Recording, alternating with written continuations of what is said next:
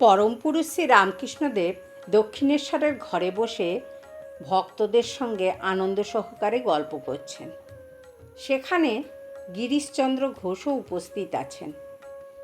গিরিশ ঘোষ ঠাকুরকে বলছেন, আপনার কথা আর কি বলবো, আপনি কি সাধু?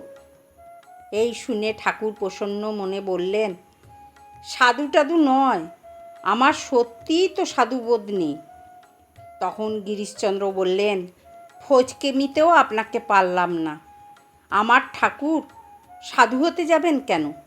তিনি যে অবতারও বরিষ্ঠায়। ঠাকুর তখন বললেন, ফচকেমির রাজা আমি তো সবাইকে নিয়ে আনন্দের হাটবাজার বসাতে এসেছিলাম। শুনবে? আমি লাল পেরে কাপড় পরে জয়গোপাল সেনের বাগানে গেছিলাম। কেশব সেনও সেখানে ছিল। কেশব লাল পেরে কাপড় দেখে বললে, আজ বড় যে রং, লাল পাড়ের বাহার। আমি বললুম, কেশবের মন ভোলাতে হবে, তাই বাহার দিয়ে এসেছি।